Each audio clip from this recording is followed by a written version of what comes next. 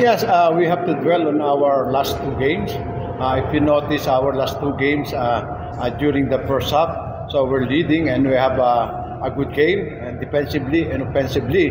But come a second half, so that's the time na we nag-relax kami. But I attributed it na we're not in top shape compared to the other team because they're starting their training 2 months before the tournament. In our case, because of the championship we got, so they have. I give them a time to relax and enjoy the championship with their but that's the thing na we have to give up because it's always the case after the championship. Struggling kami pag-start ng that's because the other team is really practicing hard and if you notice a lot of teams playing well and then naka-level up na sila sa in terms of talent and then intensity wise and then conditioning wise they are on top shape and now because of the last 3 practices namin we step up on our training to get the energy system we have to have. Thank you, Coach Leo. We would like to open the floor for friends from the press.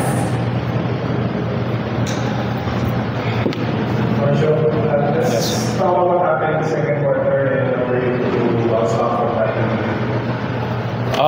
It happened so quick. Coach made a sub, and it was actually that inbounds play. It might have happened in 2 seconds. It was just a blink of an eye that happened. It's part of the game. It wasn't intentional. But I'm just glad that I'm able to come back in the second half because I wasn't sure if I had to be rushed to the hospital or whatnot. So I'll just check on it later tonight and go from there. But I just want to come out and help coach and help my teammates out. Get this win because we're desperate. We're down 0-2. We know we can't afford to be down 0-3 in this conference. How were you feeling when you came back? Is there no starting when you were playing? Yeah, I mean a bit. It's tender, but I just knew for the team. Everyone's played through injuries. Mine just probably looks worse than it was. Hopefully it's nothing, but yeah, that's what you do. You have to sacrifice, and those little sacrifices hopefully motivate everyone to come out and play harder. And we know there was a certain sense of urgency coming into tonight, and yeah, give Rain and Shine credit. They came out guns blazing, and we know that's the type of firepower they have. Coach, after yung CL2, nag-usap na kayo ng team afterwards and kumusta yung days after yung matalo kayo ng second season? Yeah, katulad sinabi ko kanina, after nag-game 2, we lost, especially in the second half. In the first half, we're playing well, but the second half, I guess na we're lack of focus and lack of physical conditioning. And then we're just there to play.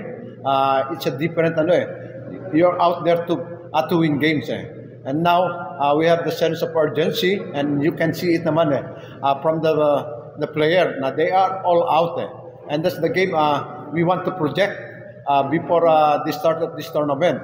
But of course, after the championship, so I have to give them some time to rest, relax. But we pay the price. For that matter, but this time we're able to focus on what we're lacking us because in the first 2 games we average only 94 points per game, but usually it's more than 100, 104 last conference.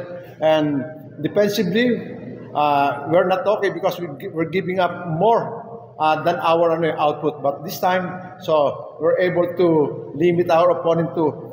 Although it is 93 points, but we're able to score 111. And the good thing is, if you can take a look at the stats, the bench, they contributed more than 50%. And that's what we're looking for. It happens before, during the semifinals and finals, the bench is really have an important role in order for us to win games.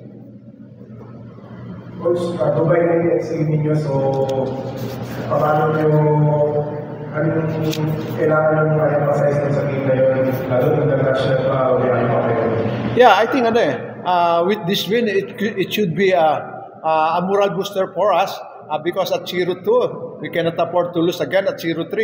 It will be a disaster going to Dubai. But with this win, I think it will give us a lot of confidence. Kung ano ba, parang may baon kami papuntang Dubai.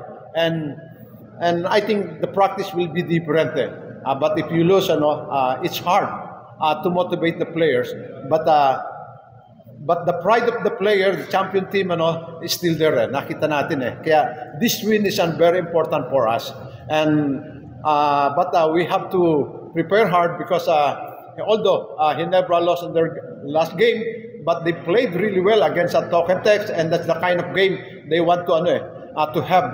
And we have to play harder in order for us to win games against Ginebra, because we know a lot of players, a lot of Filipino fans there are out there. I don't know kung mag-50-50 ito. I hope na mag-50-50 ito. But knowing Ginebra, it's always but it could motivate us to play harder. That sums up our first game press conference. Thank you. Congratulations once again.